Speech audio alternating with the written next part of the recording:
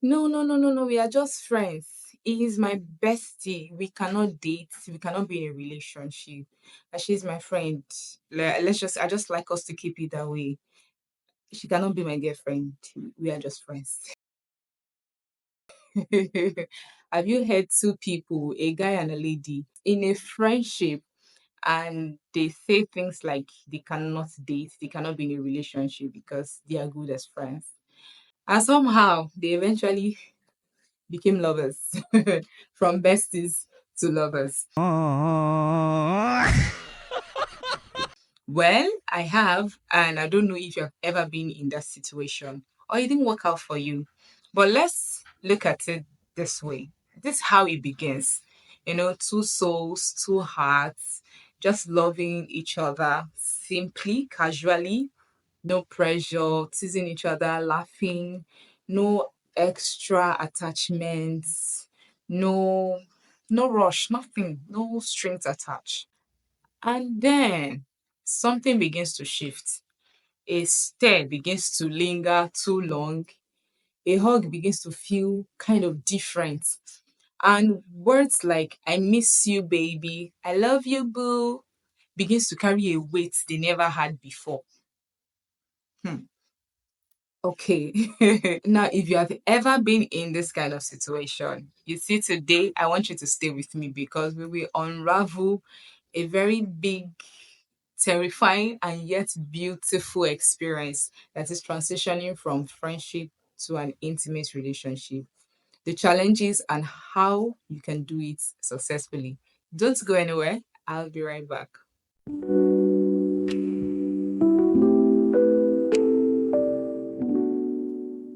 Hi, hi. My name is Esther David-Lawal. Welcome and welcome back to my channel. If this is your first time seeing me, yay, welcome, welcome. I love to have you here. In this channel, we talk about love, faith-driven perspective about life, and everything that serves as a ladder to your success. So, yes, but most importantly, love. So in today's video, we're talking about the different aspects to transitioning from besties to lovers. So first of all, we'll talk about the fear of transitioning. You see, for most people, transitioning from friendship to lovers can be very, very terrifying. Why? Because for friendship, it is safe. Friendship for them is safe, is predictable, it's warm, it's comfortable. You can just be who you are when you are in friendship. But you see, love is a gamble. And most times, this fear is not just about personal feelings, it's more about what people will think. What will people say? Won't people say, what if people say, oh, I knew it along the line that they were pretending? I knew it. People can people can say things and make you feel worse. And some people would say, oh, why did you guys decide to go into a relationship? Don't you know you're better off as friends? Some people are like that. They give unsolicited advices, right? So sometimes this fear of transitioning is not about what you think personally, but what people think.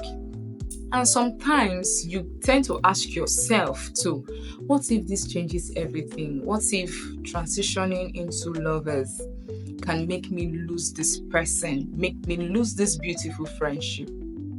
Okay, I get you. I got you. But here's the thing.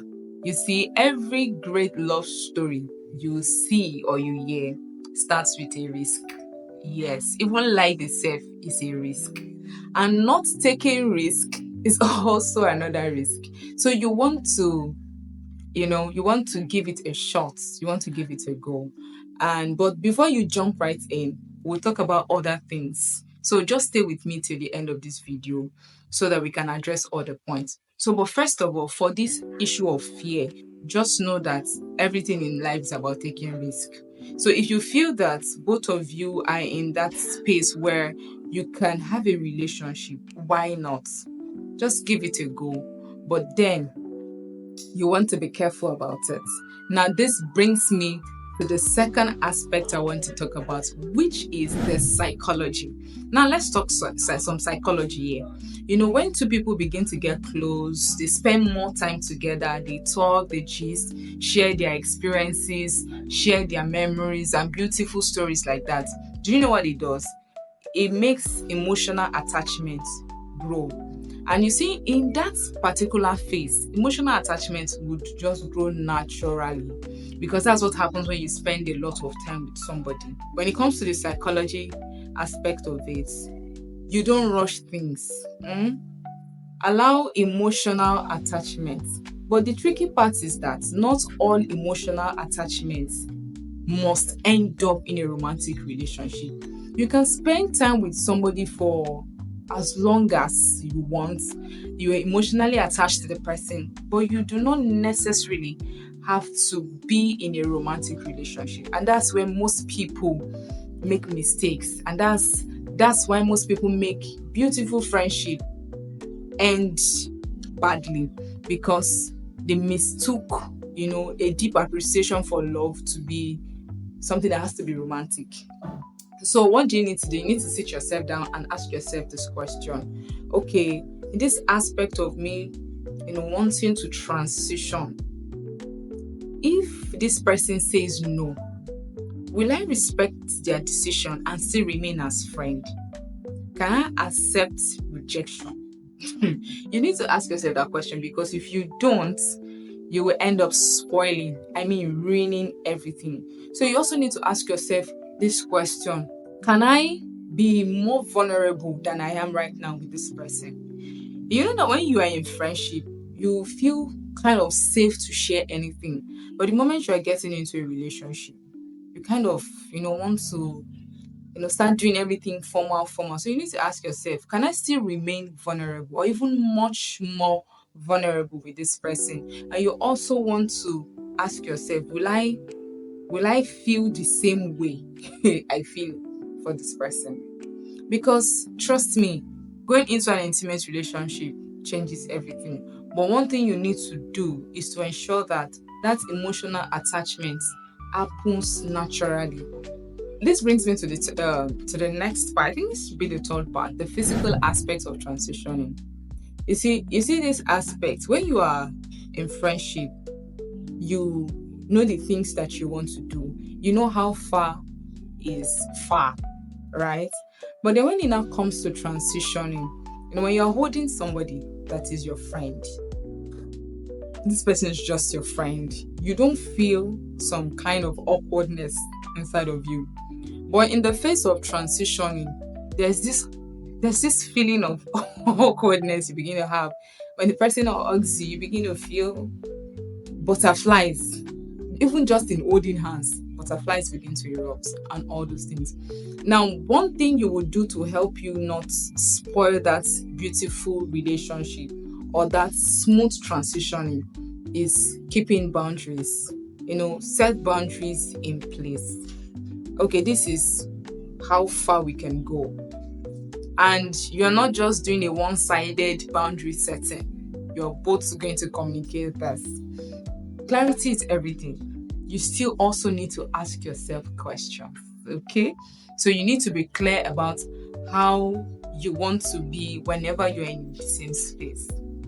This brings me to the fourth part. That's the spiritual aspect. Yes, there's a spiritual aspect to this thing. Now, for those who believe in spiritual alignment, you see, transitioning from friendship to an intimate relationship is not about feelings.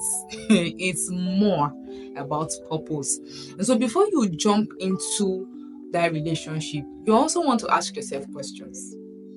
You see, all of these things begins with asking yourself questions and providing the right answers to them, or else you make a mistake. So you want to ask yourself, does this person's value align with mine? Does this person see life the way I see life? Or let's put it this way, does this person buy into my vision? Does this person agree with the vision I have for myself? And do I also do same for them? Right? So you don't want to say, okay, this person, I like this person, let me go for them. Now, if you are somebody who likes to do things spiritually, and by spiritually I mean you're a Christian, you also want to know that beyond asking yourself all of these questions and providing answers, does their belief align with mine? Does this person have the same vision with me? Does this person purpose? Are we headed the same direction in life? Does this person purpose align with mine? Beyond asking all of these questions, most importantly, you want to ask yourself: is God stamping yes on this? What is God saying about this person? Aside from us having, peace in our hearts concerning a person, we also need to be sure. You need to hear God for yourself to be sure that, okay, this is it with this person. But not everybody's vision and purpose and plans align with yours as supposed to be your spouse. So you want to ask God questions. Is this person the right person? And that being said, let's talk about the last point. And this is where you want to get it right.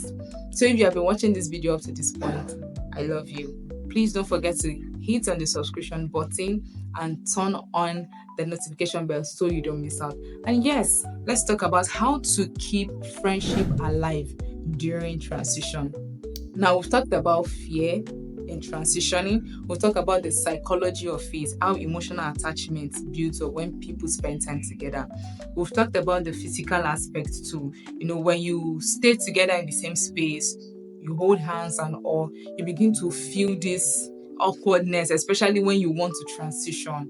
And then we'll talk about the spiritual aspect too, why it is important for you to ask yourself certain questions as regards your purpose and if God is saying yes.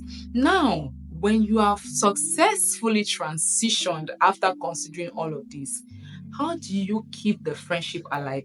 Because it is in this phase we see people, once they've transitioned from friendship to relationship, it becomes awkward. The guy is expecting the lady to be giving him some kind of grandfather accolades, big daddy kind of respect, and calling him sir, lord, master, king. Now, as beautiful as those words are, this is what I'm driving at. The challenging thing is that people find it hard to keep that spark. And that's why a lot of people now regret changing from being friends to being lovers. Now, for you to avoid that regret pitfall, one simple thing I'll tell you to do is to keep doing the things that you were doing in your friendship. Yes, those things that you were doing that made that friendship beautiful, keep doing them. Keep the jokes, keep the laughs, just allow the change to happen gradually.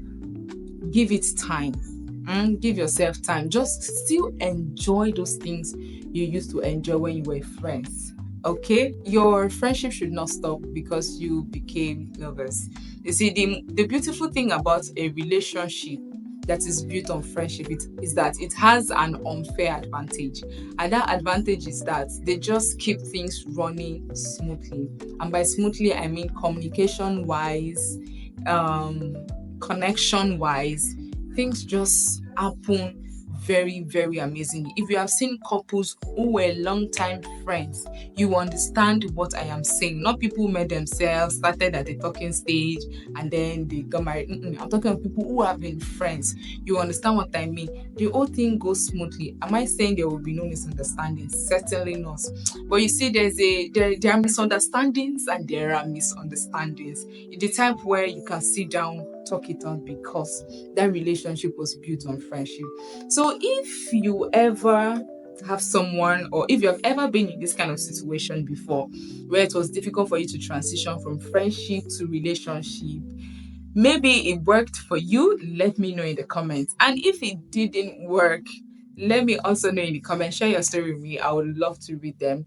And let's learn together. And of course, don't forget to share this video to someone who is out there struggling, whether or whether not, to transition from besties to lover, so that they can see that it's a beautiful thing to transition and it's also good to take things slow and intentional. If you've ever found this channel valuable, please do well to subscribe. Thank you, and I'll see you in my next video. Bye for now.